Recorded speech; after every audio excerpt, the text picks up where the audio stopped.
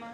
नमो महावदन्याय कृष्ण प्रेम प्रदायते कृष्णाय कृष्ण चैतन्य नामने गौरतुषे नमः। हे कृष्ण करुणा सिंधु दीन बंधो जगतपते गोपेश गोपिका कांत राधा कांत नमोस्तुते। तप्त कांचन गौरांगी राधे वृंदावनेश्वरी कृष्णानुसुते देवी प्रणमामि हरिप्रिये। तवैवास्मि न जीवामि त्वया विना इति विद्याय राधिके नय मां शरणान्तिकं गुरुवे गौरचन्द्राय राधिकायै तदालये कृष्णाय कृष्णभक्ताय तद्भक्ताय नमो नमः। वाञ्छाकल्पतरुभ्यश्च कृपा सिन्धुभ्य च पतितानां पावनेभ्यो वैष्णवेभ्यो नमो नमः। श्री कृष्ण चैतन्य प्रभु नित्यानंद श्री अद्वैत गदाधर शिवासादि श्री गौर भक्त वृंद हरे कृष्ण कृष्ण कृष्ण हरे हरे हरे राम राम राम हरे हरे। मैं सर्वप्रथम मध्य गुरुपाद पद्म परमाराध्यतम युगाचार्य रूपानुगाचार्य वर परिवराजकाचार्य वर नित्य लीला प्रविष्ट ओम विष्णुपाद अष्टोत्तर श्रीमद् भक्ति वेदांत श्री नारायण गोस्वामी महाराज के श्री चरण कमलों में कोटि कोटि दंडवत प्रणाम ज्ञापन करती हूँ। तत्पश्चात परमाराध्यतम नित्य लीला प्रविष्ट ओम विष्णुपाद अष्टोत्तर श्री भक्ति वेदांत श्री वामन गोसाई महाराज के श्री चरण कमलों में कोटि कोटि दंडवत प्रणाम निवेदित करती हूँ। इसके बाद गुरु परंपरा को मेरा साष्टांग दंडवत प्रणाम। तत्पश्चात श्रोता मंडली सभी वैष्णवियों को यथा योग्य अभिवादन वंदे। उपदेशामृत की हमारी है जो कक्षा है वो श्रीमद रूप गोस्वामी के द्वारा निर्देशित जो साधन भक्ति है उसको लेकर के है। साधन भक्ति में प्रारंभ में बड़े प्रश्न रहते हैं और प्रश्न भी साधारण नहीं जटिल होते हैं, क्योंकि वो व्यवहार से संबंधित होते हैं, संसार से संबंधित होते हैं, प्राकृतिक जगत से संबंधित होते हैं। एक बार भक्ति में आगे बढ़ गए तो हमारे दोष संग सब निकल जाते हैं।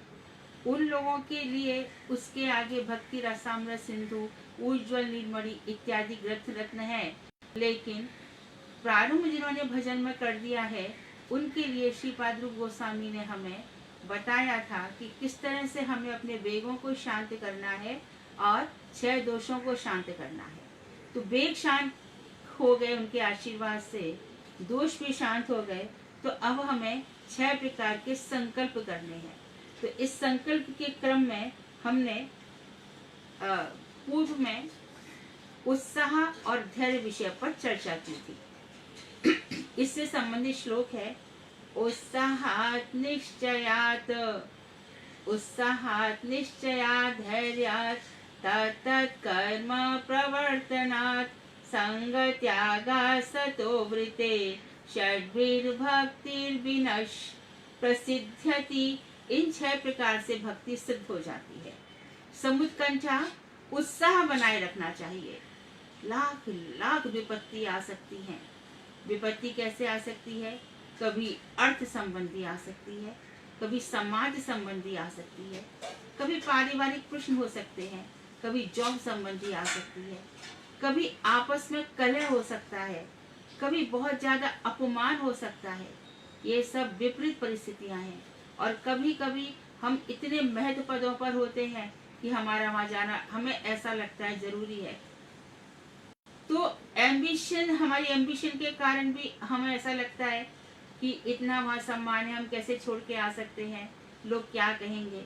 तो ये सब जो दुष्कृति से और सुकृति दोनों प्रकार से जो उपस्थित विघ्न बाधाएं हैं, भक्त इन सब की परवाह ना करके इन सबको एक तरफ रखकर उत्साह पूर्वक भक्ति के मार्ग में आगे बढ़ेंगे। तो श्रद्धा, साधु संग, भजन जो भजन के लिए आप शुरू होती है उससे अनर्थ अपने आप दूर हो जाते हैं।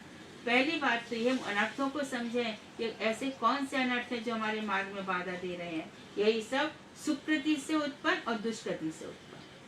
तो अनर्थों की परंपरा जब समाप्त हो जाएगी तब आवश्यकता पड़ेगी हमें धैर्य की। भक्ति के मार्ग में धैर्य होना बहुत आवश्यक है। बिना धैर्य के भक्ति मार्ग में चलना संभव ही नहीं है, पॉसिबल ही नहीं है। जब भक्ति मार्ग में चलते हैं तब कोई हमें कहेगा ये मार्ग में क्या है, कर्म करो, कर्म, वर्क इज वर्शिप, कर्म करो। क्या कर्म करना है, उस कर्म से हम कहाँ जाएंगे, उस कर्म का क्या फल मिलेगा, कौन सा कर्म करना है। तो गीता में तो भगवान ने कहा है कि सर्वधर्मान परित्यज्य और मद भक्तो मन्मनाभव मद याजी माम नमस्कुरु। तो ऐसा कौन सा कर्म है जो मुझे भगवान की तरफ ले जाएगा। मैं जो भक्ति कर रही हूँ भगवान श्री कृष्ण को प्रसन्नता के लिए कर रही हूँ, तो कौन सा कर्म मुझे ऐसी शक्ति देगा या ऐसा फल देगा जो मुझे भगवान के चरणार बिंदु की प्राप्ति करा देगा। तो ऐसा तो कर्म कोई दिखता नहीं है। अच्छा, तो ज्ञान, संसार में इतना ज्ञान बिखरा पड़ा है, तत्पदार्थ का ज्ञान, तम पदार्थ का ज्ञान, तत् और तम पदार्थ के एक का ज्ञान और प्राकृत बहुत सारी वस्तुओं का ज्ञान। इस कौन से ज्ञान से मेरी भगवान के चरणों में रति होगी, हम वह भी नहीं जानते। किस ज्ञान से? अच्छा, तो श्रीमद् भागवत को पढ़ लिया जाए, गीता पढ़ लिया जाए, परंतु गीता में भी तो बहुत सारा ज्ञान दिया है ना। कर्म योग है, ज्ञान योग है, भक्ति योग है। ज्ञान योग में भगवान ने आदेश दिया है कि जो कुछ भी ज्ञान यदि मेरी इंद्रियों को तर्पण ना करे तो ऐसी ज्ञान से मिश्रित भक्ति मुझे प्राप्त नहीं कराती। ज्ञान और ज्ञान पूर्वक भक्ति दोनों में अंतर है। भगवान श्री कृष्ण के आशय को छोड़ करके जो ज्ञान प्राप्त किया जाता है वो भगवान के चरणों को देने वाला नहीं है।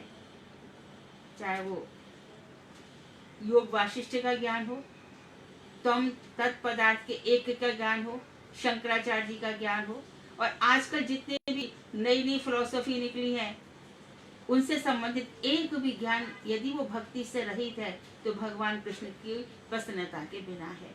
तो कभी कोई ज्ञान का उपदेश देता है, कभी कर्म का देता है, कभी सांख्य का देता है, कभी योगा में लग जाओ, ध्यान करो। भ्रकुटी के बीच में ओम है, ओम का ध्यान करो, प्रणव का ध्यान करो। ये ठीक है, ओम और प्रणव भी यदि राधा कृष्ण परक है तो वो ज्ञान बहुत अच्छा है। और ओम में यदि कह दिया कि ये तुम हो, तुम अपना ध्यान करो, तुम्हारे सामने एक ज्योति है, ज्योति का ध्यान करो, वो गड़बड़ हो जाएगा। उससे प्राप्त क्या होगा? हमारे मन में पहला प्रश्न यही होना चाहिए। तो जब हम भक्ति में आगे बढ़ते हैं तो बहुत बाधाएं आती है। हमें ही क्यों, प्रहलाद जी को आई, धैर्य को आई, प्रहलाद ध्रुव को आई, सीता जी को आई, कितने कुंती को आई, किस किस को विपत्ति नहीं आई। सबने धैर्य की परीक्षा दी, भरत जी ने भी धैर्य की परीक्षा दी। धीरज धर्म मित्र अरुणारी, आपत काल परखिए चारी। तो धैर्य की हमें परीक्षा देनी होगी।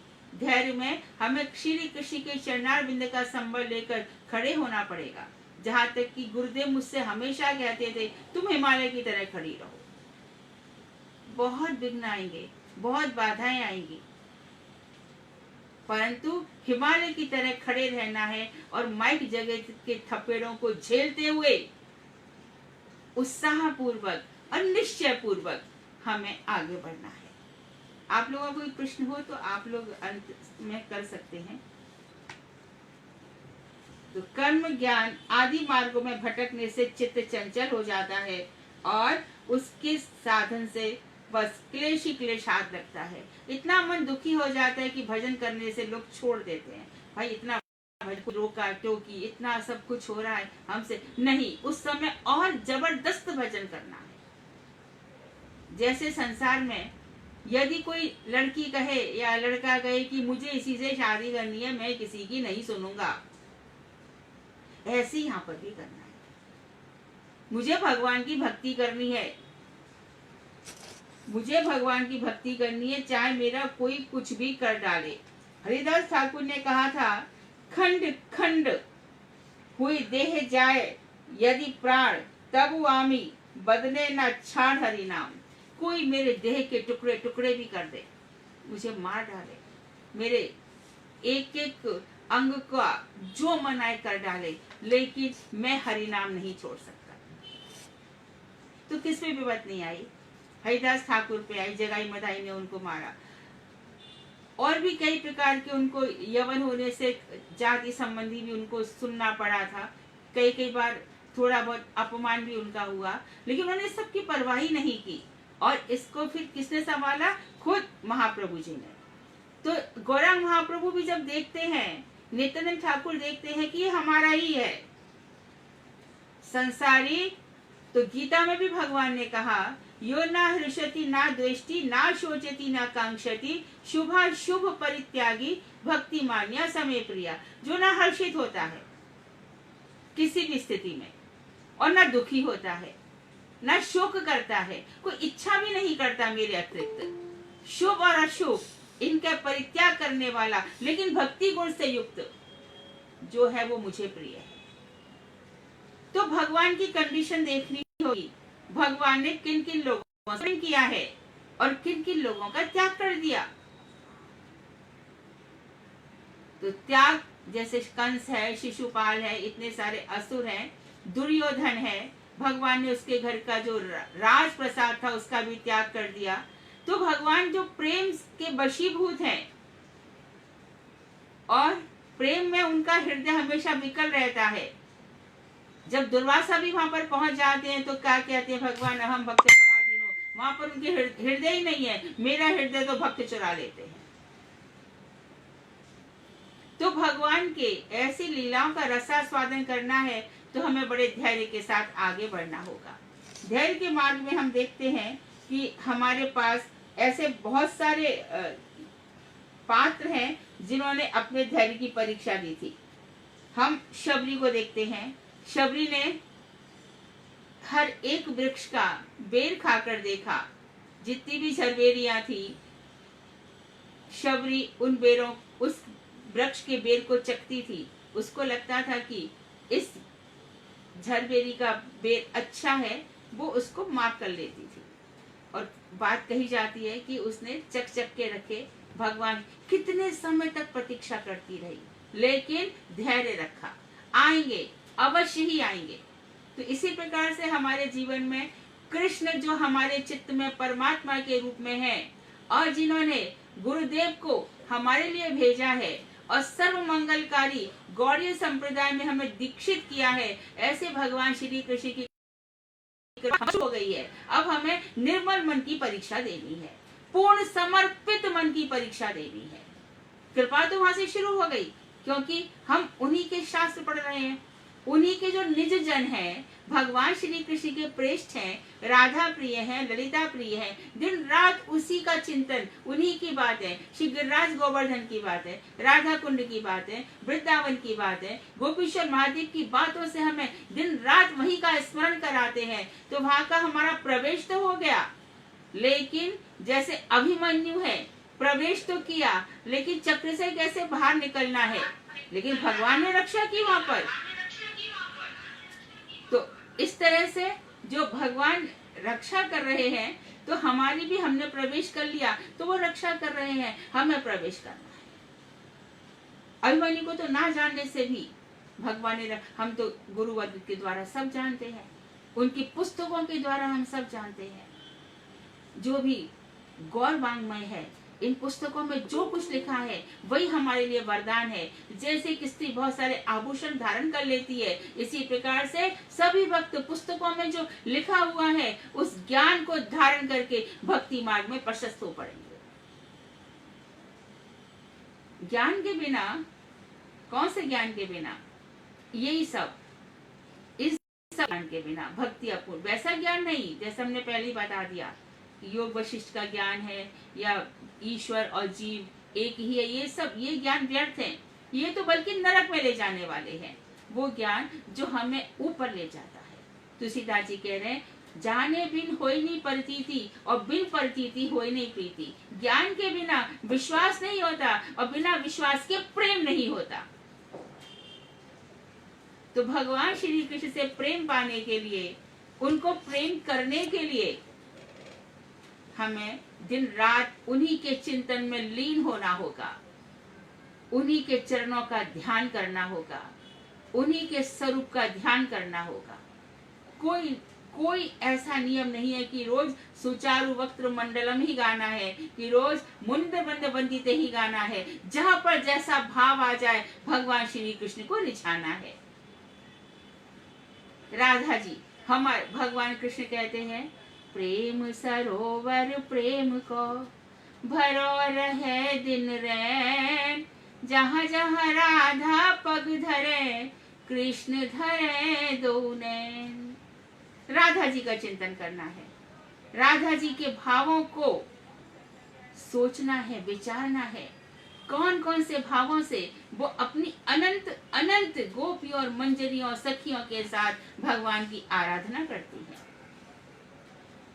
तो जब ये सब भाव हमारे मन में आने लगते हैं, तब संसार का जो भर्त्सना है, ताड़न है, हमारी उपेक्षा है, हमारी अवहेलना है, मान अपमान, सब फीके लगते हैं।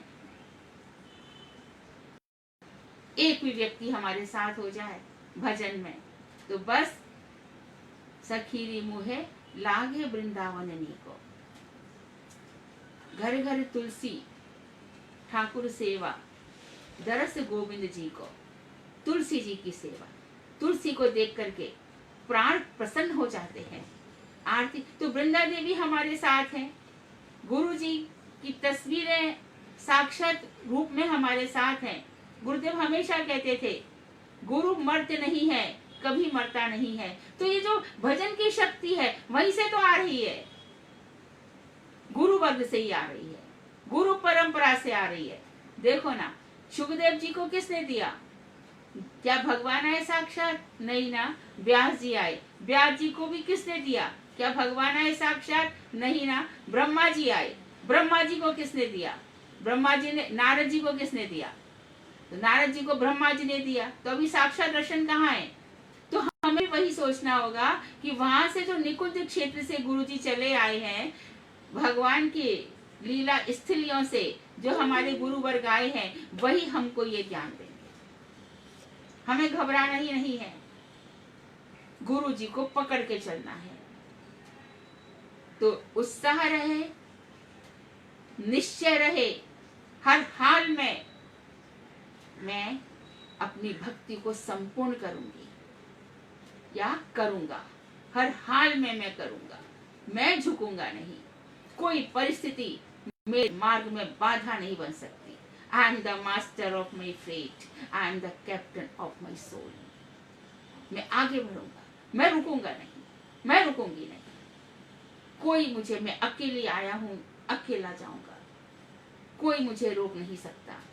तो इस तरह से जब निश्चय हो जाता है, तो भगवान हो सकता है हमारे अंदर, क्योंकि भक्ति के साथ ही, भजन के साथ ही प्योरिफिकेशन प्रोसेस शुरू हो जाता है। तो उस प्योरिफिकेशन प्रोसेस में हो सकता है कुछ कल्मश रह जाए, अहम रह जाए, कोई क्रोध रह जाए, कोई मद रह जाए, अभिमान रह जाए, लोभ रह जाए, धन के प्रति थोड़ी आसक्ति हो जाए, वंश के प्रति थोड़ी आसक्ति हो जाए, तो भगवान उस कल्मश को भी धो डालेंगे।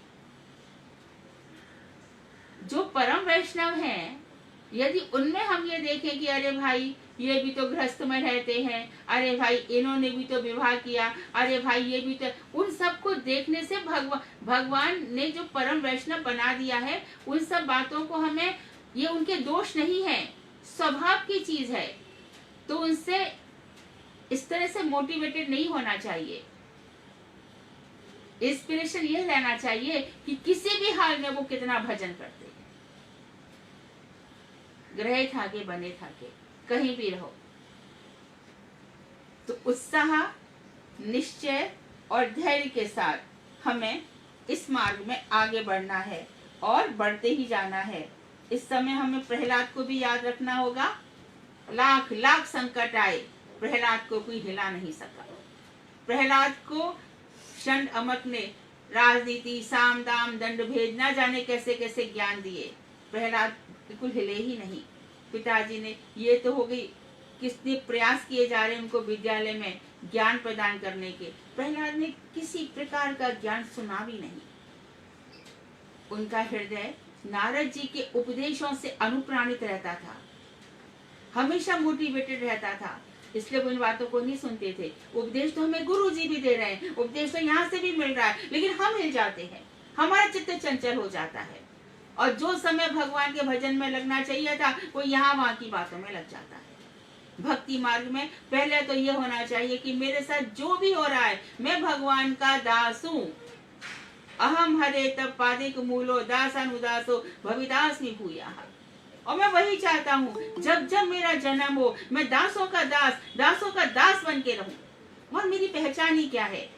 क्या हमारी यह पहचान सर्वश्रेष्ठ नहीं है कि हम कृष्ण के दास हैं? मुझे ऐसा लगता है इससे बढ़कर यदि हमें वर्ल्ड का प्रेसिडेंट का भी बना दिया जाए तो हमारे लिए क्या वैल्यू है, यदि हम कृष्ण दास नहीं है। दासत्व का अभिमान रहे, मैं कृष्ण का दास हूँ। तो इस प्रकार दास की भावना से और ऐसे धैर्य हम देखते हैं परीक्षित में। तक्षक सांप काटेगा लेकिन परीक्षित धैर्य पूर्वक बैठे रहे। द्वादश स्कंद में सुखदेव कह रहे हैं परीक्षित क्या तुम तैयार हो, तुम मरोगे? परीक्षित ने कहा नहीं, मैं नहीं, मेरा शरीर मरेगा, मेरी आत्मा तो चिन्मय है, चित प्रकाशमय है।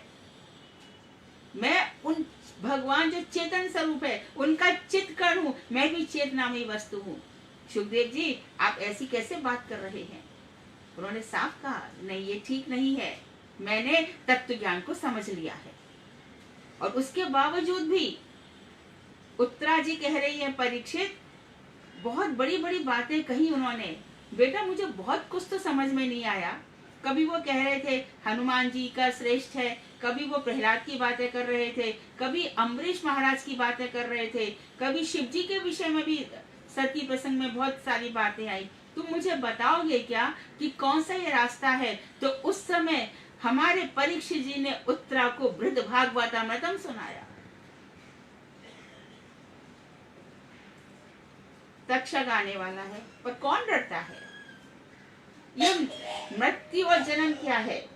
कुछ भी नहीं है। आत्मा चिन्मय है, ये शरीर बदलती रहती है। ब्रह्मा जी को जो पसंद आ जाए वो शरीर वो देते रहते हैं।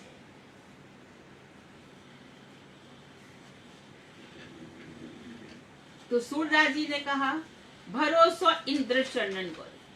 उनका भी बहुत अंधे थे ना, पर रुके क्या, भक्ति मार्ग में आगे बढ़ते चले गए। तो बहुत ही दृढ़ता पूर्वक, धैर्य पूर्वक, उत्साह के साथ, नाम गान की रुचि के साथ भक्तों के संग में आगे बढ़ते रहना चाहिए। प्रहलाद ने जब कहा कि पिताजी श्री गोविंद के चरणों में मति होने पर सभी प्रकार के अनर्थ दूर हो जाते हैं, परंतु जब तक समस्त वासनाओं से मुक्त भक्तों का चरणाश्रय नहीं होता तब तक किसी की मति भगवान के चरण कमलों का स्पर्श नहीं कर सकती। प्रहलाद जी ने साफ कहा। उन्होंने कहा कि भक्तों का संग होना चाहिए, साधु संग बहुत जरूरी है। और हम सब जानते हैं साधु संग सर्व शास्त्र है और ले मात्र साधु संग सर्व सिद्धि है। तो सर्व सिद्धि, सब प्रकार की सिद्धि क्या? साधु में हमने सीखा ये यथा माम प्रपद्यन्ते तांस तथे भजामि। जो मुझको जैसा भजता है मैं उसको वैसे ही भजता हूँ। तो कृष्ण आप थोड़े बहुत से खुश नहीं होते, नहीं, आनंद अभ्यासात मैं परम आनंद में रहता हूँ। मैं भी चाहता हूँ कि मेरा भक्त ऐसी हंसते नाचते गाते मेरे पास चला। तो जिनकी प्रचुरता रही भक्ति की, भगवान श्री कृष्ण ने बताया जहाँ भक्ति में कमी रह गई वहाँ और जन्म दे दिए कि और भक्ति पक्की करके आ जाए। तो ये ऊपर जाने के लिए कौन सी प्रकार की भक्ति चाहिए? गोपी भाव की। और गोपी भाव ऐसे आसानी से तो नहीं मिलेगा, लेकिन मिलेगा जरूर। ये धैर्य रखना है। परीक्षा सीता जी को भी देनी पड़ी, कितना धैर्य था उनका, कितना धैर्य। धनुष उठाया भगवान ने, इतने सारे वहां पर राजा आए थे, लग रहा था कहीं कोई आकर के धनुष तोड़ देगा, लेकिन धैर्य था, निश्चय था कि श्री राम आएंगे, वही मेरे नित्य पति हैं और वही धनुष तोड़ेंगे। सीता जी ने पल पल पर धैर्य की परीक्षा दी है। रावण के यहाँ पर रही, धैर्य पूर्वक रही, राम आएंगे, मुझे यहाँ से ले जाएंगे। इसी प्रकार से जब वापस अग्नि परीक्षा हुई, लंका दहन के पश्चात, लंका विजय के पश्चात फिर से उन्होंने परीक्षा दी, फिर से सफल हुई और फिर से वाल्मीकि आश्रम में भेज दिया। प्रेग्नेंट थी, बालक थे गर्भ में, घबराई नहीं और फिर से धैर्य की परीक्षा दी और तपस्विनी के समान जीवन जिया। तो अकेले तो ध्रुव भी घर से निकले थे, तो क्या भगवान ने उनको छोड़ दिया? सीता जी भी घर से निकली, तो क्या भगवान ने उनको छोड़ दिया? वो तो यहाँ बैठे बैठे अंतर्यामी रूप में सब कुछ देखते रहते हैं, पर भक्त का साथ कभी नहीं छोड़ते। ना मे भक्ता प्रणश्यति, मेरा भक्त कभी नष्ट नहीं होता, कभी नहीं, कभी नहीं। जन्मों की परंपरा हो सकती है, क्यों? जब तक हमारा इतना सा भी मन या इतना सा भी कर्म दोष रह जाता है तो हमें उसको भोगने आना पड़ता है। तो आसक्ति का छेदन ही सबसे पहला कार्य है। और जब सीता जी अंतिम परीक्षा जब हुई, दोनों बालक आ गए, लवकुश आ गए, उसके बाद भी भरी सभा में भगवान श्री राम सीता जी से कहते हैं, और वाल्मीकि के साथ खड़ी हैं, एक तपस्वी के साथ हैं, उसके बाद भी कह रहे हैं तुम्हें परीक्षा देनी होगी। तब सीता ने कहा राम बहुत हो गया, अब बस। तो इन परीक्षाओं से, ये तो बहुत बड़ी बड़ी परीक्षाएं हैं, लेकिन हमारी परीक्षाएं कोई कह सकता है कि तुम भजन करोगे तो घर में मत रहो, तुम्हें यही सब करना है तो घर से निकल जाओ, तो डरने की जरूरत नहीं है। कहाँ जाऊंगा, कहाँ खाऊंगी, क्या करूंगी, क्या? अरे भगवान ने सारी व्यवस्था पहले ही कर रखी है। प्रारब्ध पहले रचा, पाछे रचा शरीर। कभी भी घबराना नहीं है। तो इन छोटी छोटी बातों में हम फिर से घबरा गए तो भजन में देर लग जाएगी और कई जन्म लग जाएंगे, तो घबराना तो है ही नहीं।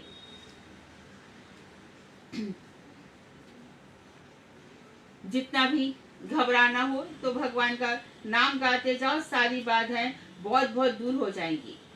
और भक्ति मार्ग में हमेशा हमेशा ही हमें परीक्षा देनी होगी अपने आदर्श की, बहुत ही चरित्रवान होना होगा।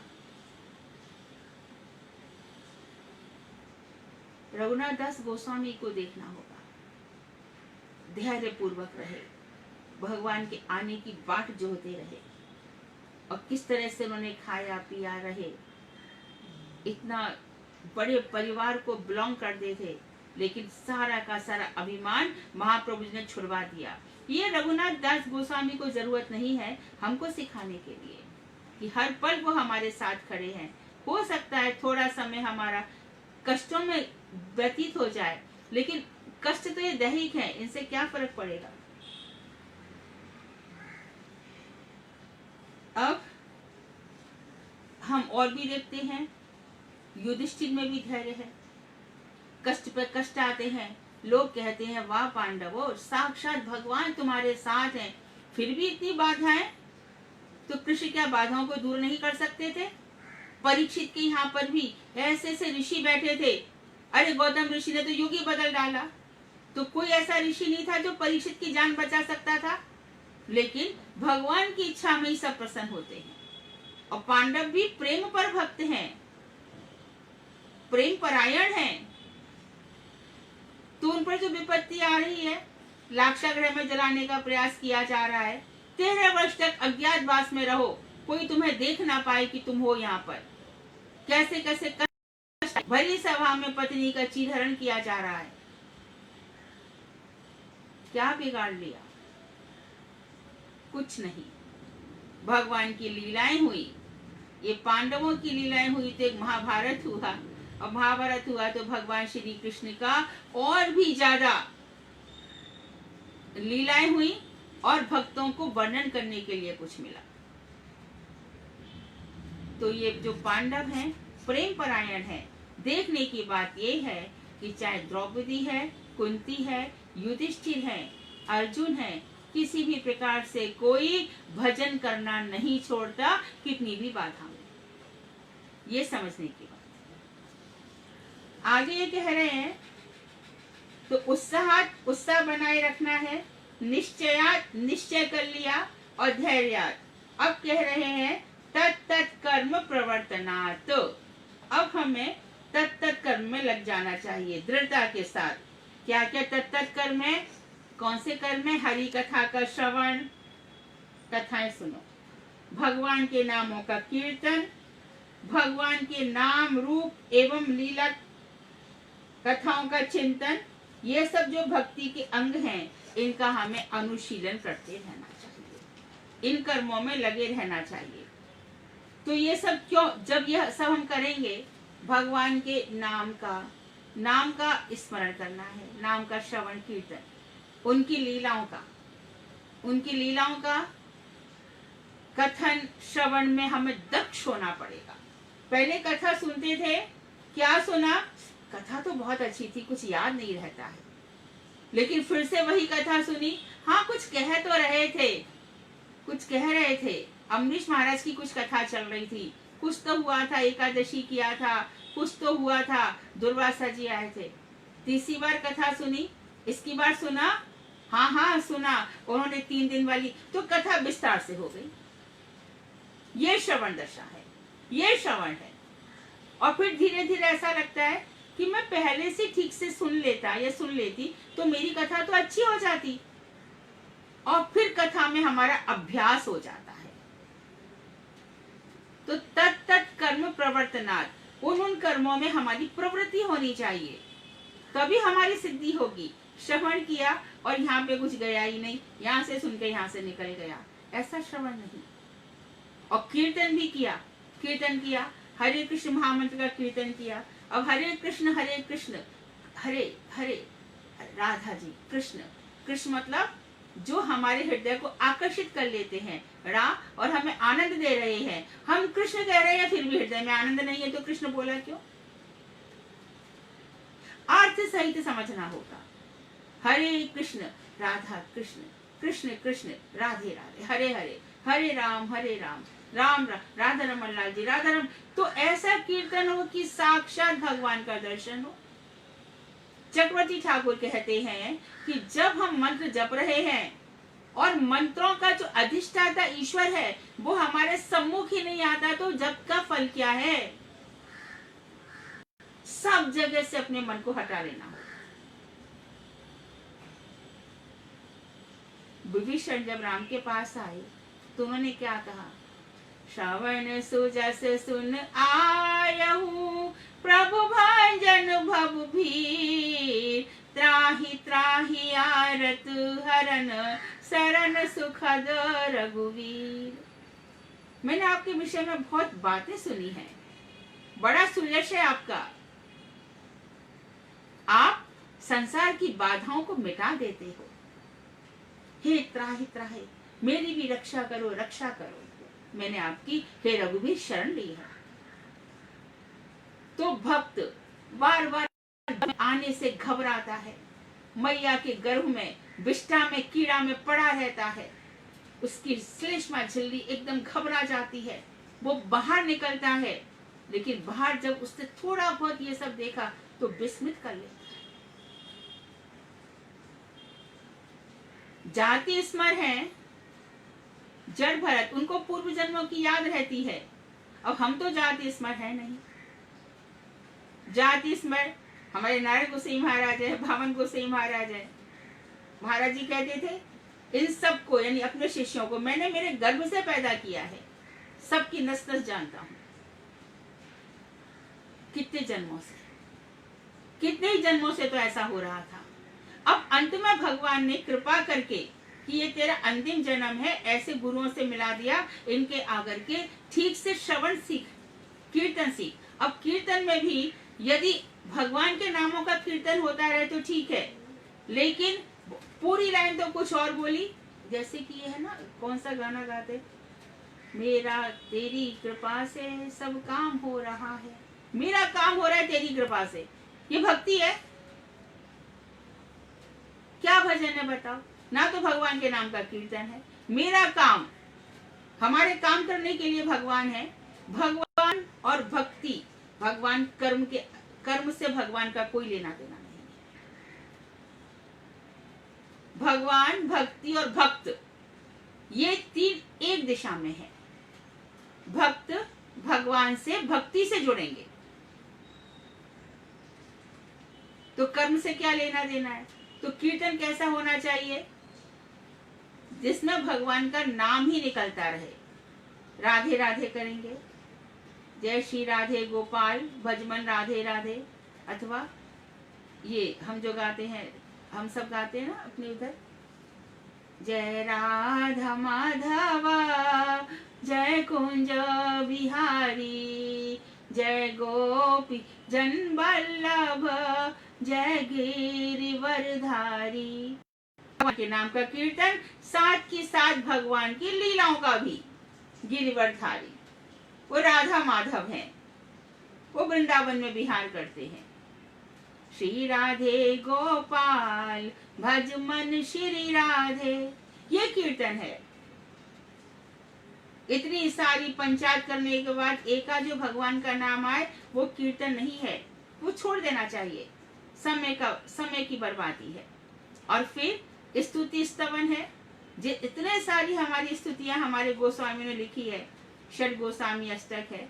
मन में कभी आ जाए कि नित्यानंद ठाकुर सब कुछ ठीक करेंगे, बस भक्त क्या करेगा? अरे कोई चिल्ला रहा है, कोई कुछ भी बोल रहा है, और भक्त कहाँ मगन है? भजे नित्यानंदम भजन तरु कंदम निरवधि।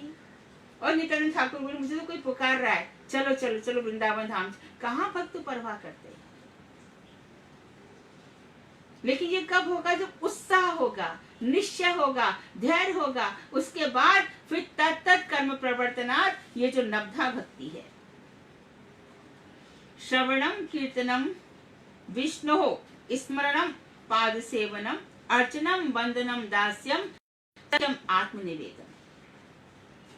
9 प्रकार की नवधा भक्ति, तत्त कर्म प्रवर्तनात्, इन सब में हमारी प्रवृत्ति होगी।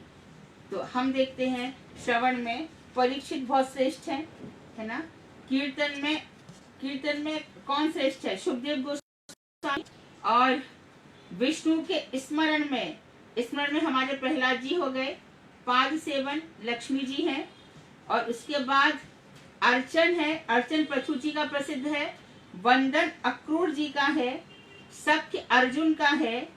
और दास हनुमान जी का है। आत्मनिवेदन महाराज बलि का है।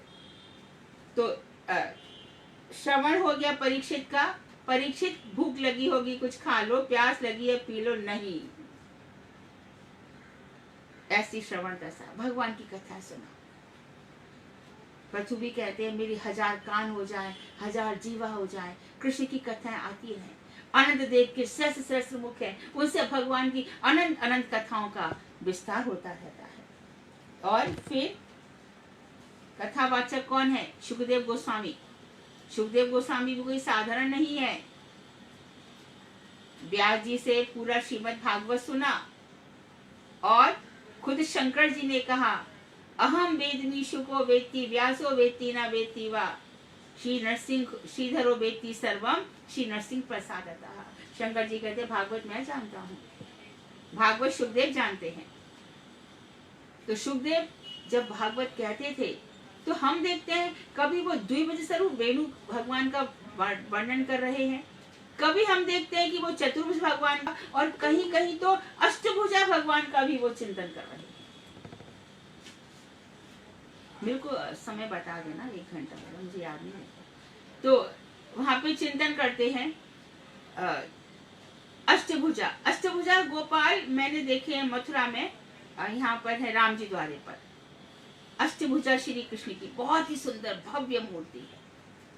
तो सुखदेव गोस्वामी क्या हो जाता है, समाधि में चले जाते हैं और समाधि में भगवान का ध्यान करते हैं, और ध्यान करते करते उनके मुख से कथाएं हो रही है। इसी प्रकार से नारायण गोस्वामी महाराज जी को कोई भी विषय दिया जाए, उनको कोई भी विषय दिया जाए, वो तो नित्य निकुंज में ही पहुंच जाते हैं, गोपियों की चर्चा करते हैं। तो जिसका जैसा अधिकार होता है वो वहां की चर्चा करता है। तो सुखदेव गोस्वामी पर्वतों का भी वर्णन करेंगे, इंद्रद्युम्न सर जो हाथी चला गया है उसका भी वर्णन करेंगे, और कहाँ कहाँ पर त्रिकुट पर्वत है उसका खूब वर्णन किया। तो श्रीमद् भागवत में इतिवृत्तात्मक इतिहास भी है और वर्णन भी खूब है। तो ये वर्णन क्या मंत्र नहीं है? तो श्रीमद् भागवत में क्या कहते हैं? निगम कल्प तरोर गलितम फलम शुक मखादम रत द्रव संयुतम पिबत भागवतम रसमालयम मुहुरव रसिका भूवि भावुका। तो भैया ये तो बहुत वर्णन है, वर्णन छोड़ दो, आगे चल दो। अरे वाल्मीकि रामायण में यदि पंपा सरोवर का वर्णन पढ़ा जाए तो कितना है। तो ये वर्णन क्या बताता है कि भगवान श्री कृष्ण की जो माया है या उनकी बहिरंगा शक्ति ने इतना सुंदर संसार रचाया है कि उसमें हर चीज, प्रकृति में भी भगवान के दर्शन किए जाए। क्योंकि भागवत का हर वर्णन मंत्रमय है, कोई भी श्लोक ऐसा नहीं है जो मंत्र नहीं है, हर पंक्ति मंत्रमयी है। श्रवण होगा, कीर्तन होगा, परीक्षित को सुना रहे हैं सुखदेव गोस्वामी, बहुत वर्णन आता है। इसके बाद स्मरण रहेगा हमारे प्रहलाद जी के जैसा, कुछ भी विपत्ति आई स्मरण नहीं छूटा। उधर तो फेंकवाया जा रहा है पहाड़ से नीचे और परीक्षित जी दर्शन कर रहे हैं दामोदर लीला का।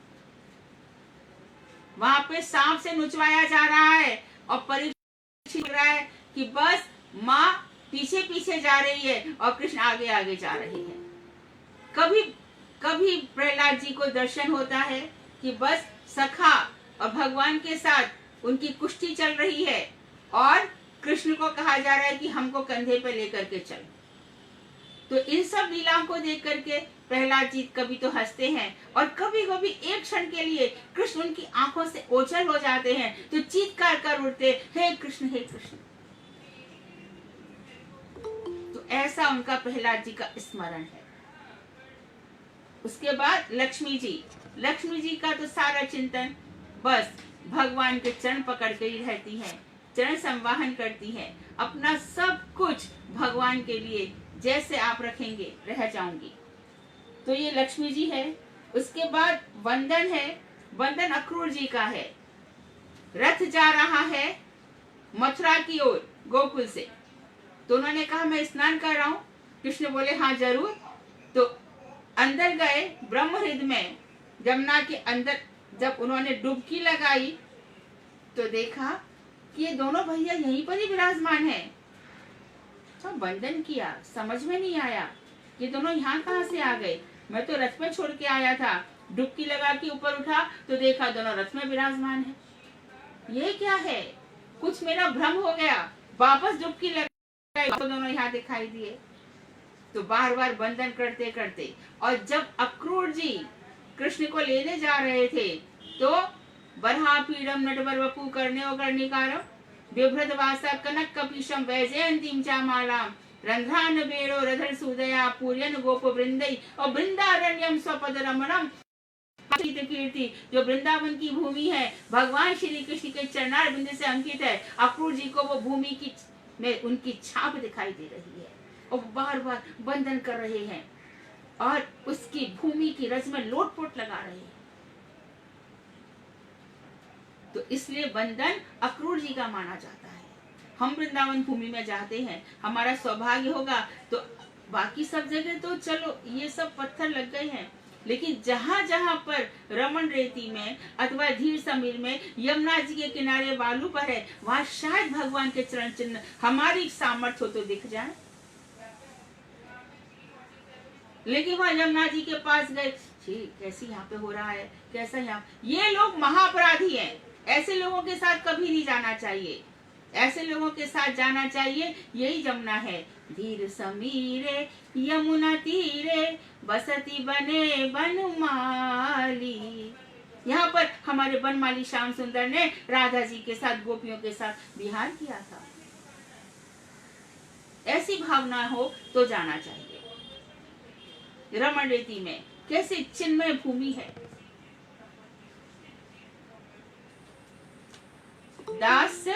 दास तो हनुमान जी का है। ऐसा कि जब उनको रत्नमाला दी जाती है तो उसमें भी देखते हैं तोड़ तोड़ कर कि इसमें मेरे भगवान का नाम है कि नहीं, वो भी उसको छोड़ डालते हैं। क्या क्या सेवाएं नहीं की। दास में भी दास परक की भक्ति रही। भगवान श्री कृष्ण के जो दास है रक्तक पक्तक, वो कभी कभी भगवान से थोड़ा बहुत हंसी मजाक कर सकते हैं। हनुमान जी तो हमेशा हाथ जोड़ करके बैठे रहते हैं, वो भी सेवा की मुद्रा में। कब भगवान कह दो कब मैं खड़ा हो जाऊं, उठने में भी मुझे जमीन पकड़ के यहाँ पकड़ के उठना नहीं पड़े, एकदम ऐसी मुद्रा झट से खड़े हो जाऊं। तो हनुमान जी ने दास सेवा में कितनी ही सेवाएं की, और सेवा करके क्या भगवान से उनको वरदान मिल गया, अष्ट सिद्ध नवनिधि के दाता, असवर दीन जानकी माता। 8 सिद्धि और 9 निधियों के दाता बन गए। तो भगवान की भक्ति से क्या प्राप्त नहीं हो जाता। सारी सिद्धियां आके खड़ी हो जाती हैं, सारी मुक्तियां आके खड़ी हो जाती हैं, और भक्त उनको प्रणाम कर कर भगवान को नहीं भूलना चाहते। तो जिनके कृपा से सब कुछ प्राप्त हो जाता है, तो ऐसा कौन मूर्ख है जो भगवान को छोड़ करके किसी और चीज की सेवा करेगा। संसार में कोई वस्तु हमें प्रिय नहीं होनी चाहिए। प्रिय कब तक होती है, जब तक कि शरीर को हम सत्य मानते हैं। जब हम आत्म वस्तु में केंद्रित हो जाते हैं तो ये सब अपने आप ही फीका लगने लगता है। और उसके बाद फिर आत्म निवेदन, महाराज बलि, शुक्राचार्य जी गुरु जी रोक रहे हैं, ये जो आ रहा है ये विष्णु है, तुम इसके फेर में मत पड़ जाना, तुम्हारा सब कुछ ले जाएगा। बलि महाराज ने सुना क्या? नहीं। यदि साक्षात विष्णु आ रहे हैं तो इसमें फिर विचार की क्या बात है। सब कुछ दे दिया, और आप भगवान ने भी क्या किया, एक पग में पाताल से लेके पृथ्वी लोक तक और दूसरे पग में बिरजा नदी तक पहुंच गया। और बिरजा नदी में वहां पर जैसी पैर लगा, ब्रह्मा जी बैठे थे, और ब्रह्मांड कटहा से थोड़ा सा पानी निकला, कमंडलू में भर लिया, और वो कमंडलू ब्रह्मा जी ने रख लिया कि बाद में भगीरथ आएगा, गंगा जी को नीचे जाना है तो संभाल के रखा। भगवान के चरणों की धोबन है गंगा जी, इसलिए वो आज भी हमको पवित्र कर रही है। इसलिए गंगा जी भगवान के चरणों से निकली हुई है। करोड़ों लाखों अरबों वर्षों से ऐसी बह रही हैं, और ऐसी वो जगत का कल्याण कर रही है। कितने युद्ध होते हैं, कितनी लाशें बिछ जाती हैं, कितने महाभारत में युद्ध हुए, पर गंगा जी शुद्ध की शुद्ध है, पवित्र की पवित्र है। उनका जल उठा लाओ, घर में रख लो, एक इतना सा भी उसमें एक रंज भी खराब नहीं होता। अभी भी कितनी लाशें उसमें चली जाती हैं। गंगा सबको पवित्र कर देती है, यमुना सबको पवित्र कर देती है। इन नदियों की महिमा तो देखो। भगवान श्री कृष्ण के स्पर्श से, तो जिनके स्पर्श से करोड़ों वर्षों से गंगा इतनी पवित्र है, उन भगवान श्री कृष्ण का यदि दर्शन हो जाए, तो यदि उनसे प्रेम दर्शन भी ना हो वो बड़ी बात नहीं है, प्रेम हो जाए भगवान से प्रेम, तो प्रेम भी द्रवीभूत होकर जब हृदय में बहेगा, जब प्रेमा भक्ति द्रवीभूत होकर बहेगी, साधन भक्ति के बाद भावावस्था, और भावावस्था के बाद से प्रेमा भक्ति जब बढ़ेगी हृदय में और द्रवीभूत बनकर बहेगी, तो इसमें रूढ़ अधिरूढ़ किल किंचित कौन कौन से भाव नहीं आ जाएंगे। तो राधा ठाकुरानी के दर्शन अपने आप हो जाएंगे।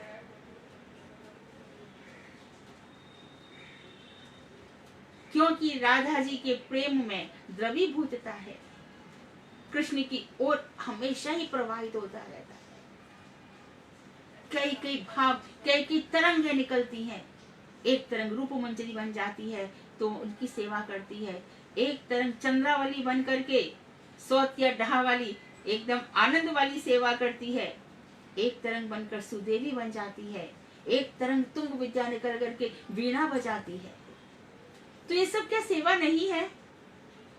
अरे भक्तों का इनके प्रति मोह क्यों नहीं होता, क्यों आकर्षण नहीं होता?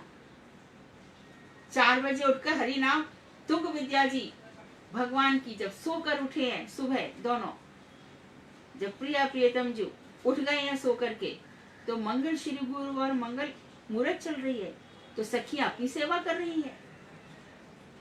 तुंग विद्या जी वीणा बजा करके भगवान को उठा रही है। यद्यपि वहां पे कक्कची बंदरिया भी है, वो आवाज करती है, परंतु उसकी कर्कशता किसी को नहीं सुहाती, परंतु ठीक भी कर रही है। जाना है दोनों को अपने अपने। तो इस प्रकार से अष्ट कालीय लीलाओं का चिंतन करते हुए मंगल ही होता है। इसलिए हमारे परम गुरुदेव ने मंगल श्री गुरु गौर मंगल मूरत और मंगल श्री राधा कृष्ण युगल पीरी, इन दोनों से प्रीति करो, प्रेम करो, युगल प्रेम, युगल किशोर जो हैं उनकी उपासना करो। इससे हमारा हर प्रकार से मंगल ही मंगल होता है। तो आत्म बलिदान और नवदा भक्ति में पूरा की पूरा यदि हम देखते हैं तो कौन है? महाराज परीक्षित। महाराज परीक्षित ने अपने जो कान है वो श्रवण में लगा रखे थे। श्रवण, कीर्तन, स्मरण, ये महाराज परीक्षित के जीवन में हम देखते हैं। भगवत प्रीति के लिए हमें अपने सुख भोगों का त्याग करना होगा और इसी के लिए हमें अखिल चेष्टा परायण होना होगा। तत् कर्म प्रवर्तना। यहाँ पर हम इस बात को कह करके आज की कथा को विराम देंगे कि तत् कर्म प्रवर्तनात् में, यानी श्रवण, कीर्तन, स्मरण, ये सब हो गया।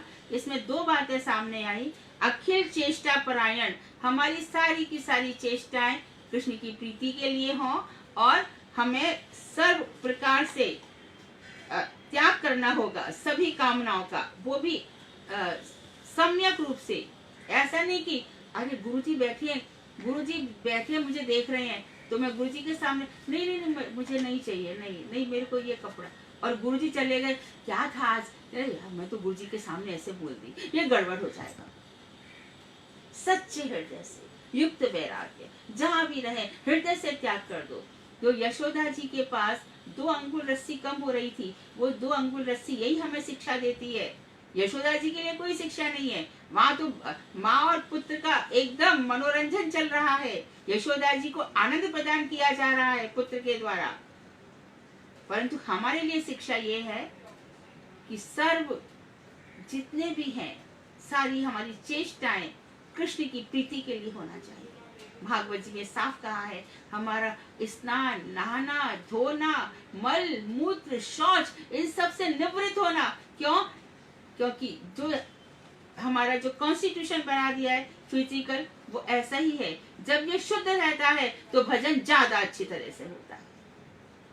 तो हमारा जो आहार है, विहार है, खाना पीना कैसा हो, एकदम ऐसा हो कि हम अच्छे से उठ बैठ सकें, अच्छे से आसन लगा सकें। सुबह सुबह उठ करके जो हमारा आसन लगेगा और आसन पर बैठ करके जो हमारी एक राउंड जो 16 माला वाला एक बार तो हो ही जाएगा। इससे उत्तम क्या है? तो इसके लिए हमारी शरीर की शुद्धि, नरोत्तम ठाकुर ने भी कहा है, जब तक ये शरीर स्वस्थ रहे तब तक बहुत भजन कर लेना चाहिए। शरीर व्याधि मंदिर है और शरीर माध्यम खलु धर्म साधना, और शरीर धर्म के साधन के लिए भी है। तो इस प्रकार से हम कथा को विराम देंगे और अगले बार में हम इस श्लोक को पूरा करेंगे और हो सकता है तो हम अगला श्लोक भी करेंगे। तो ये सारे श्लोक हमें भगवान की भक्ति की, श्रीमद् में जितने भी चरित्र हैं उनकी याद दिला देते हैं। और जो परम भागवत यमराज बैठे हैं, वहां तो हमें उनको लगता है कि वो तो हमारे अपने ही हैं, क्योंकि भगवान का एक बार भी जो नाम लेता है वो नरक में कभी जाता ही नहीं है। यमराज भी उससे प्रसन्न होते हैं। उन्होंने कहा अपने दूतों से, कभी भी विष्णु भगवान का जो नाम ले रहा है उनको मेरे पास मत लाना। तो हमें अपने जीवन को श्रेष्ठ बनाना है, अपने जीवन का कल्याण करना है, हमारा जीवन सुंदर बने, शोभन बने, दूसरों के लिए नहीं अपने लिए। ऐसा हृदय हमारा तैयार हो जाए कि वो बस भगवान के चरणारविंद राधा जी के साथ यहाँ पर अंकित हो जाए। इस सारे प्रयास हमारे होने चाहिए। तेरे पूजन को भगवान बना मन मंदिर आलीशान, कि मंदिर मन मंदिर इतना सुंदर बन जाए, यहाँ पर आकर के वो विराजमान हो जाए। तो हमने आज सीखा उत्साह से, धैर्य से, निश्चय से और श्रवण आदि नवदा भक्ति से भगवान को प्राप्त किया जा सकता है। वांछा कल्पतरुभ्यश्च कृपा सिंधुभ्य एव च पतितानां पावनेभ्यो वैष्णवेभ्यो नमो नमः। आप लोगों का कोई प्रश्न होगा? हरे कृष्णा दीदी, दंडवत प्रणाम। हाँ मैं रूबी दीदी, मेरा हाँ एक प्रश्न था। जैसे हाँ मैं थोड़ा लेट ज्वाइन की, कुछ काम था। हाँ तो जैसे आपने बताया कि भगवान का कर्म से कोई लेना देना नहीं है। हाँ तो दीदी, भगवान का कर्म से कोई लेना देना नहीं है और ये भागवत में भी बताया, तो दीदी फिर हमारे ऊपर जो इतनी परेशानियां आती है तो ये कर्म फल है। हाँ तो बिल्कुल। फिर हमारी भक्ति में अड़चन क्यों आती है फिर? हम जब भजन, भक्ति तो फिर हमें, हाँ बोलो बोलो बोलो रूबी। हाँ हाँ हाँ, तो जैसे हम भजन कर रहे हैं, मतलब हमने गुरुदेव से सुना और कथा में सुनते हैं कि हमारा कर्म फल से या कोई भी चीज से हमारी भक्ति कोई रिलेटेड नहीं है। भक्ति तो स्वयं मतलब भगवान से भक्ति है। तो दीदी फिर हम इतने सारी प्रॉब्लम्स क्यों होती है? तो भक्ति में क्यों प्रॉब्लम्स आती है? जैसे कुछ भी कर्म फल द्वारा होता है तो सबसे पहला काम क्या होता है कि जो माला होती है फिर वो कम हो जाती है, भजन कीर्तन कम हो जाता है। तो इससे क्या रिलेटिव है? देखो, मतलब मैं ये, हाँ हाँ, हम जो कुछ भी पिछले जन्म में करके आए हैं ना, जो कुछ भी हम करके आए हैं वो तो कर्म फल दिए बिना मरता नहीं है। तो भक्त लोग क्या करते हैं, उस कर्म के फल के आश्रित नहीं होते, कर्म फल की वंचना कर देते हैं। कर्म अपना सन्मुख होए जीव मोय जबहि, जन्म कोटि अघ नासो तबहि। भगवान श्री राम कह रहे हैं कि जैसे जीव एक दफे भी मेरा नाम लेता है, मैं करोड़ों जन्मों के पापों का नाम नाश कर देता हूँ। हरि नाम में इतनी शक्ति है कि एक बार भी नाम लिए जाने से करोड़ जन्मों का पाप नष्ट हो जाता है। और यदि हम कहें कि नष्ट नहीं हुआ फिर भी ये आ रहा है, वो इसलिए आ रहा है कि हमारी जो भक्ति है वो तो चलती रहे और कर्मों के प्रति हमारी अनासक्ति बढ़ती है। भक्त अपना भजन कब नहीं करेंगे, अच्छा और मतलब ज्यादा करेंगे। मैं इस जगह दीदी मुझे जो समझ में आ रहा अपनी बुद्धि से कि मतलब कि कुछ भी आए, परेशानी आए या जो भी आए, हमें वो कर्म फल को नहीं देखते हुए हमें भक्ति करनी है। बिल्कुल बिल्कुल, राइट, परफेक्ट। हमें देखना ही नहीं है दीदी कुछ भी होता रहे, कुछ भी होता रहे, हमें दृष्टा बनना है। हम ना करता है ना भोगता, हम दृष्टा हैं, चलता रहेगा, क्या फर्क पड़ता है। दीदी ये मन बड़ा बहुत, इतना चंचल कथा सुनना सब कुछ ठीक है, मगर ये मन मेरे हिसाब से दीदी ये मन ना बहुत गंदा है। ये मन मानने के लिए तैयार ही नहीं होता। अर्जुन ने कृष्ण से कहा था कि मन प्रमाथि बलवद दृढ़म, ये मन मेरे को मत देने वाला है, ये बड़ा बलवान है। तो ये जो मन है ना, वास्तव में एक इमेजिनेशन है, मन कुछ है ही नहीं। मन के हारे हार है, मन के जीते जीत। नर होना निराश करो मन को, मन मनस्वी बनो, निश्चय करने वाला। इसलिए मन कंट्रोल में हो जाए। पहले भी बताया था, बाचो बेगम मनो बेगम, मन में जो भी बेग आए उनको शांत करना है, मन के अधीन नहीं होना है। और फिर भगवान की गीता में 2 श्लोक मन से संबंधित है। मन मनाभव मद भक्तो मद्याजी माम नमस्कुरु। और क्या कहा, तू तेरा जो मन है ना वो मेरे मन वाला हो जा, अर्थात सब कुछ मुझको छोड़ दे। गुरुदेव से हम जब यहाँ से जाते थे तो महाराज जी से पूछते थे, महाराज जी क्या लेकर आए? तो गुरुदेव कहते थे, सुमन ले आओ, अच्छा मन लेकर के मेरे पास आ जाओ। और दूसरा भगवान ने क्या कहा है, मये वो मन आधस्व मई बुद्धि निवेशया। तुम अपना मन मुझ में दे दो, अपनी बुद्धि भी मुझ में दे दो, तुम मुझ में ही रहोगे। तो मन को अपना मानो ही मत, उसको कृष्ण में लगा दो और हमें अपना भजन करो। ये तो अच्छा है। अनन्या चिंतयन्तो माम ये जना परिपासते तेषां नित्याभियुक्तानां योगक्षेमं वहाम्यहम्। जो मेरा अनन्य भाव से चिंतन कर रहे हैं उनका योगक्षेम तो मैं वहन करता हूँ। तो मन वन सब कुछ उनको ही दे दो, कुछ अपने पास रखने की जरूरत, तो ज्यादा अच्छा मन आ जाएगा वहां से। ठीक है दीदी। हाँ, दृढ़ता पूर्वक मन भी उनको दे दो, सब कुछ उनको दे दो। जब वो है इतनी चिंता करने वाले, तो हमें तो खाली भजन करना है। जो भी मार्ग में रुकावट आएगी सब धीरे धीरे तुम देखोगी कि जो रुकावट हो रही थी वो तो मेरे अच्छे के लिए ही थी, लेकिन इन कंडीशंस पर।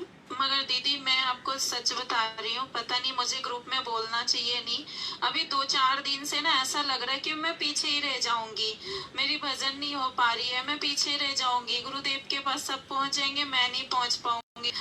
बड़ा मैं बता नहीं सकती, बड़ा व्याकुल रहती हूँ दीदी, कुछ अच्छा नहीं हो रहा, मेरी भजन साधन हो रही है नहीं हो रही, बड़ा तुम क्या कैसे बताऊँ दीदी। तुम डिसाइड नहीं कर सकती हो कि तुम्हारा हो रहा है कि ये गुरुदेव डिसाइड करेंगे। तुम्हारी गुरु कौन है? श्रीधर महाराज जी। हाँ हाँ, ये गुरुदेव डिसाइड करेंगे। और श्रीधर महाराज के पास हम दोनों मिलके चलेंगे, टेंशन मत ले लो। हाँ हाँ, खूब बिल्कुल घबराने की जरूरत नहीं है, एकदम भजन करना है तुम। और बिल्कुल ये मत सोचो कि मेरा भजन नहीं हो रहा, गिन गिन के माला मत करो, अपना 16 राउंड हो ही जाता है, उसके बाद और भी ज्यादा, जो हमारा और ज्यादा भजन बढ़े तो हमें और ज्यादा बोनस में और करना होगा। पूरा की पूरा सबकी ममता तक, सब जगह से ममता हटाकर, वस्तुओं से, लोगों से, कर्मों से, सबसे हटा करके देखो, कृष्ण की एक कंडीशन है, ये यथा माम प्रपद्यन्ते ता सत्य भजामे हम, जो मुझे जैसा भजते हैं मैं उनको वैसा ही भजता हूँ। तो कृष्ण की कंडीशन में हमें अपने आप को प्रूव करना पड़ेगा कि देखो मैंने तुम्हारा इतना भजन किया, तुमने मेरे लिए क्या किया। तो तुम कृष्ण से लड़ सकती हो।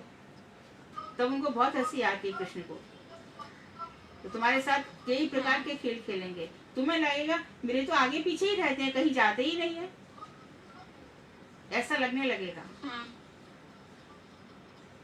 ठीक है दीदी। हाँ, लेकिन करना होगा हरे और एकदम दृढ़ता पूर्वक लगना पड़ेगा, और घबराना तो है ही नहीं, और निराश भी नहीं होना है, उत्साह से, उत्कंठा हमेशा रहनी चाहिए। मेरे पड़ोस में एक काका जी थे, उनके घुटनों में भी दर्द होता था, अरे गोपाल ऐसा करके वो उठ जाते थे, हर बात में ही भगवान का ही जो कुछ भी है रहता है। हाँ जी दीदी। हाँ ठीक है, हरे कृष्णा दीदी। हाँ, हरे कृष्णा। और कोई प्रश्न है तो विराम देते हैं। वांशाकल्पतरुभ्यश्च कृपा सिन्धुभ्यश्च पतितानां पावनेभ्यो वैष्णवेभ्यो नमः।